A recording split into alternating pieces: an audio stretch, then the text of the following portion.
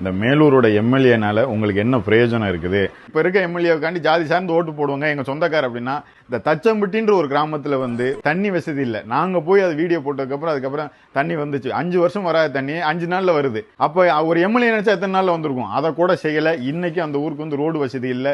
இதுக்கு முன்னாடி இருந்த எம்எல்ஏக்கள் யாருமே செய்யல. விவசாயத்தை நம்பி இருக்கிறோம். கக்கன் அவர்களுக்கு அப்புறம் வந்தவங்க யாருமே நம்ம மேலூர் தொகுதியில் ஓட்டு போடுறதுக்கு முன்னாடி இந்த ஒரு விஷயத்தை நீங்க யோசிச்சு பாருங்க. இது வரைக்கும் இந்த மேலூரோட எம்எல்ஏனால உங்களுக்கு என்ன பிரயோஜனம் இருக்குது? அந்த ஊர் வளர்ச்சி அடைஞ்சிருக்கா, இல்ல மேலூர் அப்ப இருந்தே அப்படியே தான் இருக்காங்க? எனக்கு தெரிஞ்சு கக்கன் அவர்களுக்கு அப்புறம் தொழில் சார்ந்த ஒரு நிறுவனம் கொண்டு வந்திருக்காங்கன்னா இல்ல. மேலூர்ல கடந்த 20 வருஷமா என்ன மாற்றம் நடந்திருக்கு? இதுவரைக்கும் எந்த மாற்றமே இல்லை. எனக்கும் ஒரு 40 வயசு ஆகி போச்சு. அதே மேலூர் தான். நம்ம எந்த கிராம பகுதி போனாலும் அப்படியே தான் இருக்கும். எந்த மாறுதலும் தொழில் வளர்ச்சியே எதுவுமே இல்லை. ஒரே விஷயம், விவசாயத்தை நம்பி இருக்கிறோம். ஒரு போகம் தண்ணி வரும், அதை வச்சு விவசாயம் பண்ணிட்டு அப்படியே இருந்துக்கிறோம். ஆனா தொழில் சார்ந்த வளர்ச்சியோ ஏதாச்சும் நடந்திருக்குன்னா இல்ல. அடிப்படை தேவையெல்லாம் இல்ல. தொழில் சார்ந்து கக்கன் அவர்களுக்கு அப்புறம் வந்தவங்க யாருமே மேலூரை சார்ந்தோ அந்த பகுதி மக்களை சார்ந்தோ ஒரு தொழில் நிறுவனங்களை கொண்டு வரணும்னு எந்த முயற்சி எடுக்கல. கக்கன் அவர்கள் கொண்டு இன்னைக்கு வரைக்கும் அது பாலடைஞ்சு கிடக்குது. அதை ஏதோ அடுத்த கட்டத்துக்கு கொண்டு போய் அதை மறுசீரமைப்பு பண்ணி செயல்பாடு கொண்டு வரணும், அதுவும் இல்லை. அப்ப மேலூர் மக்கள் அரசியலுக்காண்டி மட்டும்தான் பயன்படுத்துறாங்களே தவிர தொழில் சார்ந்து மேலூர் பெண்கள்லாம் பகுதி சார்ந்த பெண்கள் அனைவருமே பாத்தீங்கன்னா கடுமையா உழைக்கக்கூடியவங்க.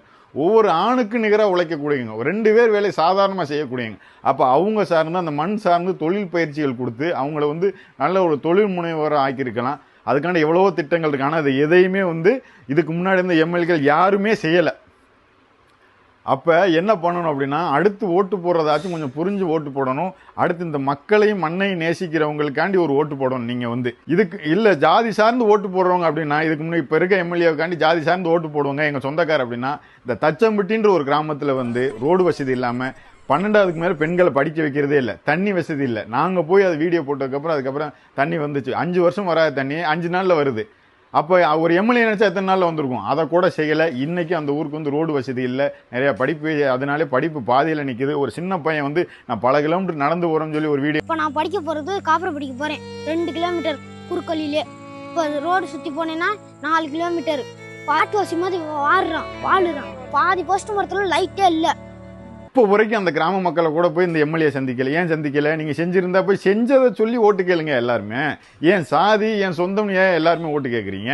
ஏன் காசை கொடுத்து ஓட்டு கேட்குற? நீ செஞ்சிருந்தா மக்களே, நீங்க இன்னமும் ஒரு 5 வருஷம் இல்லை மேலூர் இப்படியே தான் இருக்கும், அதை முன்னேறதுக்கு உண்டான வழியே இல்லாமல் பண்றதுக்கு நம்மளே உடந்தையா இருக்கும்னா நீங்க யாருக்கு வேணாலும் எப்படி ஓட்டை போடுங்க.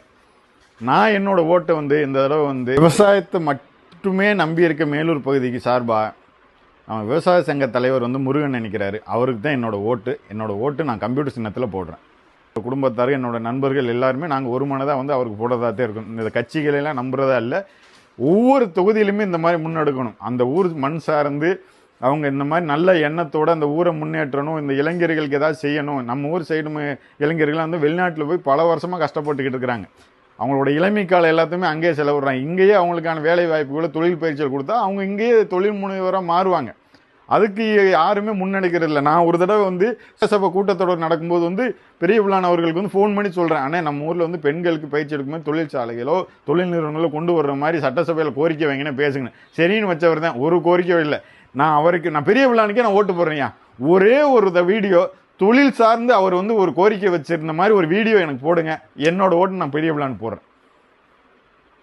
இதே மாதிரி ஒவ்வொருத்தரும் நீங்க பாருங்க. அவர் இந்த மாதிரி செயல்பட்டு நல்லா செயல்பட்டு ஓகே, நான் எதுவுமே சொல்லலை. இல்லைங்க பேரளவுக்கு இருக்காருன்னா சிந்திச்சு ஓட்டு போடுங்க.